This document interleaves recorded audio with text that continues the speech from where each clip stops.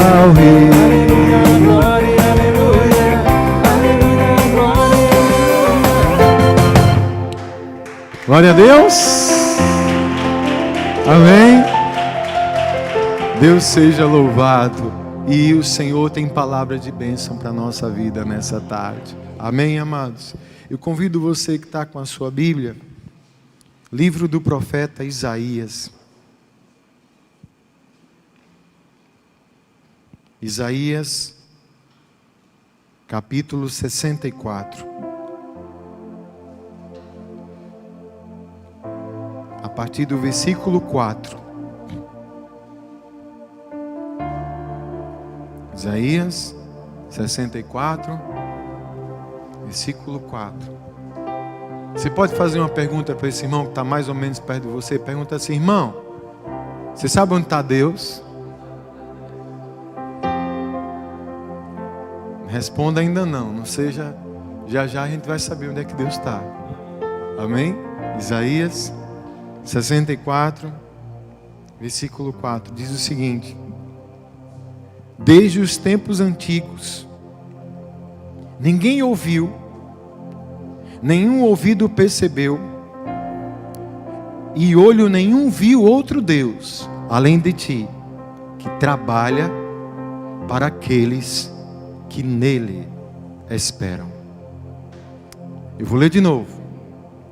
Desde os tempos antigos, ninguém ouviu, nenhum ouvido percebeu, e olho nenhum viu outro Deus, além de ti, que trabalha para aqueles que nele esperam. Amém? Feche os seus olhos. Senhor, Deus amado, Pai, obrigado por esse privilégio de poder estar na tua casa, acompanhando também a tua palavra. Obrigado, meu Deus, pela tua presença nesse lugar e também nessa casa aqui que está assistindo agora. Oramos, Pai, para que o Espírito Santo do Senhor venha sobre nós e por meio da tua palavra abençoe as nossas vidas, abençoe o nosso lar. Cremos no agir do Senhor e no poder da tua palavra. Por isso já te agradecemos no nome santo de Jesus. Amém. Amém. Podem sentar-se, queridos. Amém. Irmãos, eu acredito que muitas pessoas que, por não terem ainda um certo entendimento e conhecimento de Deus, eu mesmo, antes de conhecer, e ainda estou conhecendo esse Deus junto com você, quando eu me deparava com algumas situações assim, de injustiça, algumas maldades, algumas tragédias, aí eu falava assim: cadê Deus que não está vendo isso? Alguém já perguntou isso? Alguém já falou: ainda bem, não era só eu, né? Mas é comum, muita gente fala assim: cadê Deus, João? Será que Deus não está vendo isso, não? Onde é que Deus está numa hora dessa? Né? Onde é que o Senhor está numa hora dessa? E isso vem muito fruto de uma ignorância. Ignorância no sentido de falta de conhecimento de quem é esse Deus. E a gente só vai conhecer de fato esse Deus, e principalmente a forma que Ele age, por meio da sua palavra. E é isso que, quando o Senhor trata de levantar homens e mulheres, profetas, que são, o profeta é aquele que é o transmissor da palavra. Ele é a boca de Deus. Ele é um instrumento de Deus para o homem. Por isso que o Senhor, Ele levanta os profetas para trazer a clareza sobre quem de fato é Deus e a forma como Ele age na nossa vida, em tudo. E aqui em Isaías, ele que muito inspirado pelo Espírito Santo, ele fala de uma característica de Deus, entre muitas que Ele tem, que não tem comparativo com nenhum outro Deus que se tenha ouvido falar, pelo menos até aquele momento da história, nem também nunca houve. Um Deus que pudesse se comparar ao nosso Deus. Ninguém tinha conhecimento de quem é esse Deus. Um Deus que está sempre trabalhando na vida de todos aqueles que nele esperam. Então, uma das respostas que a gente pode dar a esse questionamento, onde é que Deus está na hora dessa? É essa: Deus está trabalhando. Deus está sempre em movimento. Deus está sempre se movimentando. Não tem outro Deus, além desse, que trabalha em todo o tempo. E esse trabalhar de Deus tem sempre grandes, mas grandes propósitos para a nossa vida. E detalhe, para o nosso bem, para o nosso melhor, para ser aquilo que é a luz, a força e direção para a nossa vida. Então, de uma forma muito simples, nesse pequeno texto que a gente acabou de ler, o que fica claro: Deus está trabalhando, está agindo, está se movendo. Agora Ele trabalha na vida daqueles que estão esperando nele. Para entender, pastor, como é esse trabalhar de Deus, para não ficar muito subjetivo. Primeiro, a salvação vem dele, a restauração vem dele, o milagre vem dele, todo dom perfeito vem do Pai das luzes que não falha. Tudo que é bom vem de Deus. Deus trabalha para o bem. Deus trabalha para manifestar a sua glória sobre a nossa vida. Agora Ele trabalha para aqueles que nele vão esperar. Aí vem a palavra-chave aqui: esperar em Deus. De vez em quando eu estou falando isso aqui, os irmãos estão em casa. Esperar em Deus, porque o nosso português, ele é ao mesmo tempo rico para umas coisas, mas limitado para outras. Mas quando a gente vai aprofundar um pouquinho mais na gramática, esse esperar aqui não é aquele primeiro entendimento que a gente tem de esperar e ficar assim sentadinho, aguardando que Deus faça alguma coisa. Não é essa questão de espera passiva e simplesmente ali esperando e dizendo assim: e seja o que Deus quiser. Não. Mas esse esperar aqui, ele tem outros significados. Um deles, confiar. Esperar significa aqui confiar nesse Deus. Significa crer. Significa colocar a sua confiança no Senhor. Se eu confio no Senhor, se eu espero no Senhor, Ele está trabalhando na minha vida. Amém? O salmista diz que aqueles que confiam no Senhor são como os montes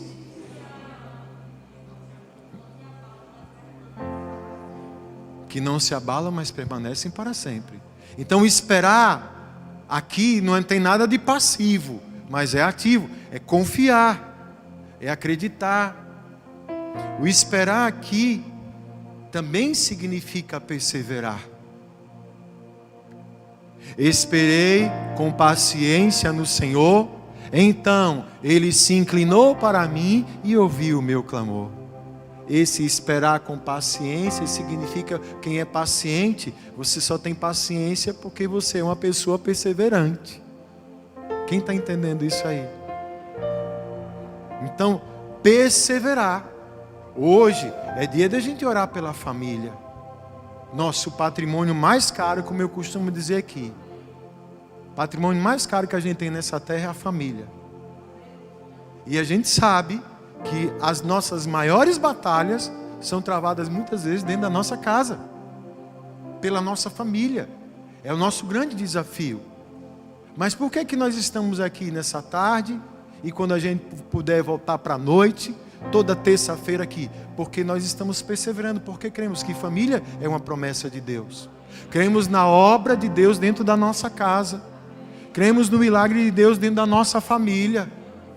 Então, se eu estou nisso, eu estou perseverando, Deus, diante dessa minha perseverança, Deus está trabalhando, missionário. Entenda isso. Houve-se um tempo que muitas pessoas entendiam essa coisa. Não, que a gente tem que aguardar para ver o que é que Deus vai fazer. Esse aguardar não tem nada a ver com ficar parado. Então essa atitude, ó, você aí, você separou um tempo, numa tarde, você saiu de casa, todas essas restrições de distanciamento, você está aqui. Escute, meu coração, simples, ele está muito feliz de ver você aqui. Agora, imagine a alegria de Deus ver você aqui. Porque você não veio me ver. Você veio ver o Adson? Não, a gente veio aqui buscar quem? Jesus Cristo. Viemos buscar Deus. Viemos orar pela nossa família. É isso que significa o esperar. Então, enquanto eu faço isso, creia nisso. Você que está na sua casa, você que está aí, a sua restrição, não pode estar aqui conosco nessa tarde. Escute, Deus está vendo isso aí. Eu quero dizer para você e para os irmãos aqui, exatamente nesse momento, Deus está trabalhando sobre a nossa vida. Deus está trabalhando na nossa família. Ele está trabalhando. Ele não para não. Ele não para não. É? E esse esperar, sinal de confiança e de fé, porque só persevera quem crê, quem confia. Quando a gente junta nesse pacote uma outra virtude que está dentro disso aqui, o resultado é maravilhoso. Por mais difícil que às vezes seja. Mas quando a gente junta isso também a gratidão, aí se torna uma bomba no inferno. Papoca tudo lá e o nome do Senhor é glorificado. Porque a palavra de Deus vai dizer assim, que em tudo devemos dar graças, porque essa é a vontade do Senhor. Agradecendo a Deus. É atitude de fé. Tem uma história muito famosa na palavra, que 10 leprosos iam aí, né? Leproso na época de Jesus era discriminado, fora da sociedade, impuro, todas as restrições eles tinham. Ali eu digo que era, Guilherme, o isolamento mesmo social, ela era terrível. Viviam da caridade das pessoas e olhe lá. Tanto que fazia parte da roupa do leproso, eles andavam com umas espécies de metais, de pedra, tipo uns chocalhos. E que quando eles andavam fazia barulho, e eles ainda tinham por obrigação da lei ficar assim, impuro, impuro, porque para quem ouvisse o barulho, ou ouvisse alguém falando isso, já se afastava. É um leproso. Olha. Aí a palavra diz que 10 desses leprosos, de longe assim, viram Jesus. Não sei qual era a distância, Bruninho. Não sei se era daqui, onde você está aí na porta. Mas a palavra diz que eles gritaram: Jesus, filho de Davi, tem misericórdia da gente. Olha para a nossa vida aqui, todo esbagaçado. Olha o nosso sofrimento. Aí Jesus diz assim: vão se apresentar ao sacerdote, que na antiga aliança ia apresentar-se ao sacerdote, era um sinal de oferta a Deus de gratidão por uma bênção que tinha recebido. Então alguém recebia uma bênção, João, e ia dar uma oferta lá para o sacerdote, e ao templo. Então eles estavam leprosos, Jesus mandou eles para o templo, né, se apresentar ao sacerdote. Quem conhece a história sabe, quando eles estão indo na direção do templo, eles vão sendo curados, olha. E fica imaginando assim, sabe, eles já, eita, rapaz, está sumindo as manchas, a ferida, olha. Eles andando e sendo curados. Aí foi aquela festa. Eita maravilha. Só que aí 9 pinotaram. Nem sei se foram. Lá no céu a gente pergunta para Jesus: quem vai para o céu aqui? Né? Jesus, me conta aí como é que foi. Não sei nem se eles chegaram ao sacerdote para agradecer. Que não fala, né, irmão? Mas tem um que disse: cara, não, peraí, deixa eu ir lá. Volta. Vai aos pés de Jesus para fazer o quê? Agradecer, né? Aí ele disse, ué, não era 10 leprosos que tinha aqui? Cadê os 9? Nenhum voltou para dar a glória a Deus, a não ser esse, que detalhe, era samaritano. Isso significa, assim, vamos dizer assim, que não era nem um crente da mesma religião lá deles. Havia uma rixa entre judeus e samaritanos. Então um cara que supostamente era um incrédulo, ele reconheceu a glória de Deus e foi agradecer. Aí ele diz assim, meu irmãozinho, Jesus falou, vá embora, porque a sua fé, ela lhe salvou. Foi 2 vitórias nesse dia, a cura e a salvação, porque veio gratidão. Escute, Deus está trabalhando. A gente está vivendo um tempo de dor, gente. Muito difícil. Muito difícil. Antes de eu vir para a igreja, sabe onde eu estava? Eu fui fazer um ofício fúnebre. Foi o pai de um amigo meu. Ele, ex-pastor da nossa igreja. Pastor Sérgio. O pai dele morreu essa madrugada, João. Não foi Covid, não. Umas complicações lá na saúde dele. Aí eu fui lá. Tinha muito tempo que eu não vi o Sérgio. A família. Eu disse, eu tenho que estar na igreja umas 3 horas, mas eu vou. Corri lá. O enterro, o sepultamento ia ser agora 3 horas. Aí, aquela situação, mas depois que eu fiz lá, trouxe a palavra, a gente orou, a irmã do falecido também trouxe uma palavra, e ali nos cumprimentamos. Aí eu estava dizendo para eles lá, gente, olha, eu só creio nisso, que Deus está preparando algo muito grande e poderoso para fazer na vida da gente. Porque o que a gente está passando agora não está sendo brincadeira, gente. Não está sendo brincadeira.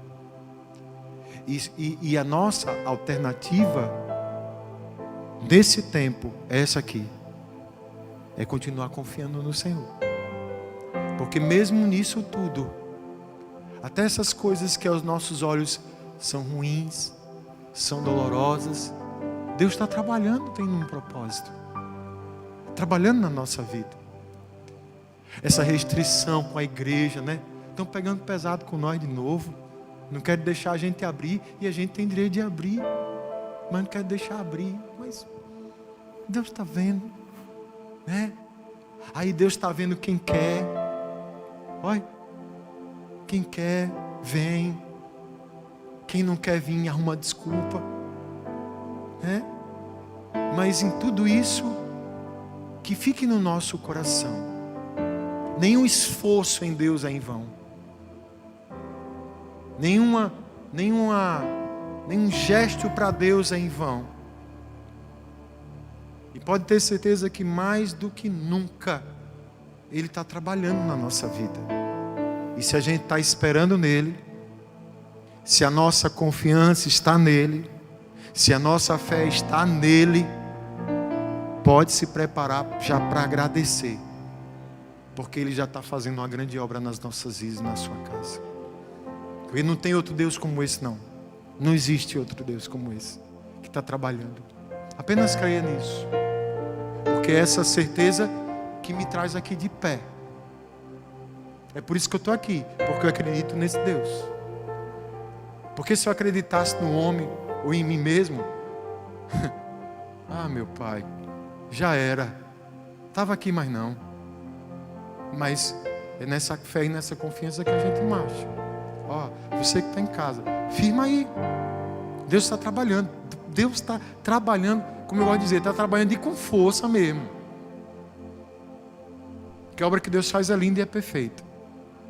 Mas Ele trabalha só na vida daqueles que nele esperam. Então se alguém perguntar, ei, cadê Deus? Está trabalhando, meu irmão. E Ele não para não. Ele nem cochila. A gente pode dormir, mas enquanto a gente dormindo, Deus está ali agindo. Nesse instante que nós estamos aqui, nós não temos a dimensão das ações que Deus está fazendo no reino espiritual, que vão ter influência direta aqui na nossa vida, aqui nesse plano. Eu creio em nome de Jesus que depois que toda essa tempestade passar, cada um aqui vai sair mais forte, mais santo. Amém? Tem um povo santo. Pastor, tem que ser santa. Sem santificação ninguém vai ver Deus não. E eu quero ver Deus. Amém? Mais dependente do Senhor.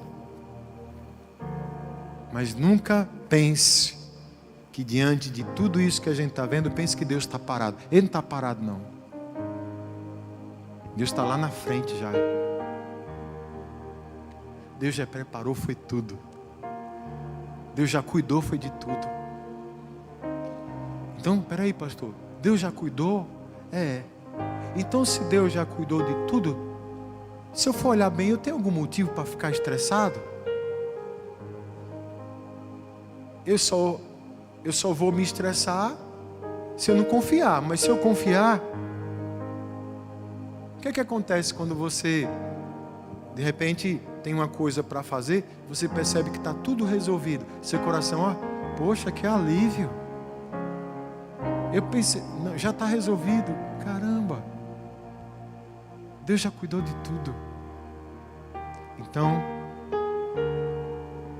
desde os tempos antigos, ninguém ouviu, nem o ouvido percebeu, e olho nenhum viu outro Deus além de ti, que trabalha para aqueles que nele esperam.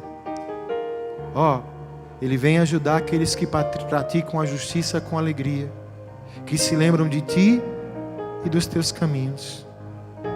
Amém? Então, Deus está trabalhando sim. Você crê em Deus? Então Deus está trabalhando no seu favor, ao nosso favor. Ele tem bênçãos sobre a nossa vida, de força, de direção,